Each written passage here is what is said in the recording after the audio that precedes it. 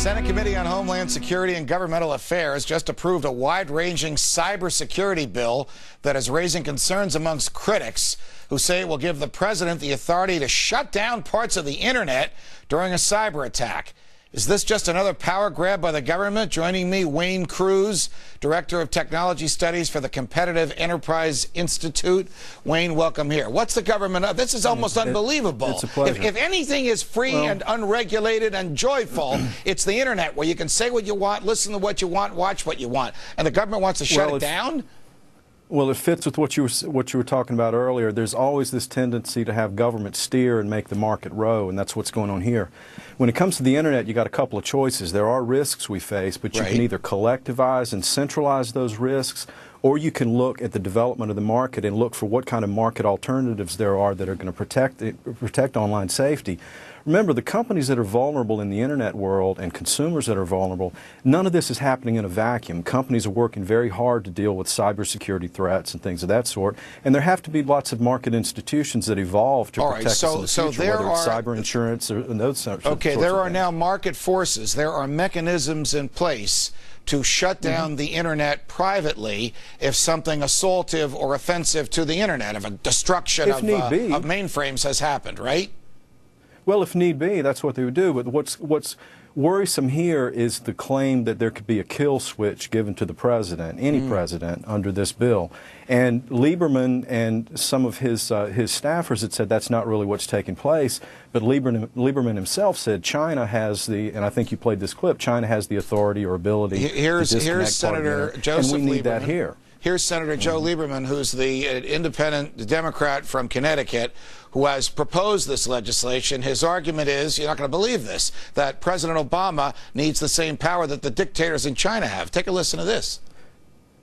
This is something that we need to protect our country. Right now, China, the government, can disconnect parts of its internet in the case of war. We need to have that here, too.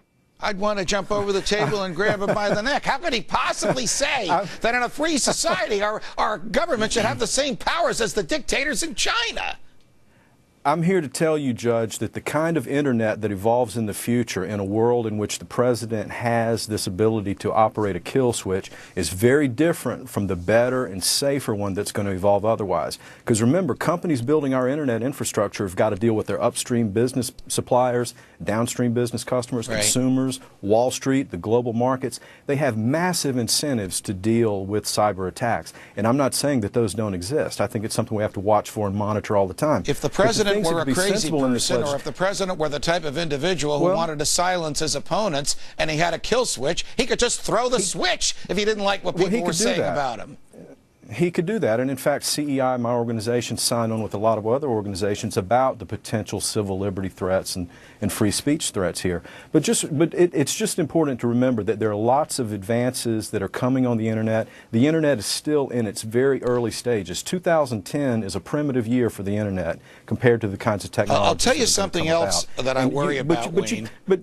I'll tell you something else that I worry about, which is the impression that the government is protecting us or keeping us safe. I mean, the government does a terrible job at that, at least domestically. If people believe that, might they not take the right security measures themselves if they think the government is looking out for them? Well, look at the government's own networks and lost laptops and things of that sort. And of course, you know, in the Homeland Security culture, government is known more for invading our privacy rather than help protect our privacy or our cybersecurity. But basically, in this question, you got a couple of choices. You can either improve the private sector's door locks and barbed wire and things of that sort, or we can centralize cybersecurity more. And I think centralizing it is a bad idea. This notion of business and government partnerships do have a role to play, but remember, security has got to be a competitive feature. It can't be one where everybody comes together and agrees, okay, we're going to adopt this particular security technology. I just have about we want all kinds of disarray and I just have about half a minute left, Wayne. I want to ask you this. Is the mechanism there to give the president a big red switch to throw? Would it work if he threw the switch? I don't put it that way. The way I put it is the president is granted emergency powers that could conceivably let him overrule what the private sector says. Now, Lieberman's claim is that the old Communications Act of '36 already allowed this, but that world had no internet. That was just a basic telecom world. And we need to deregulate and make sure that all of our critical networks, electricity, water, sewer, power, chemical transportation, all of these can work together and improve, and that's a competitive process. Wayne Cruz, thanks very much. Up next.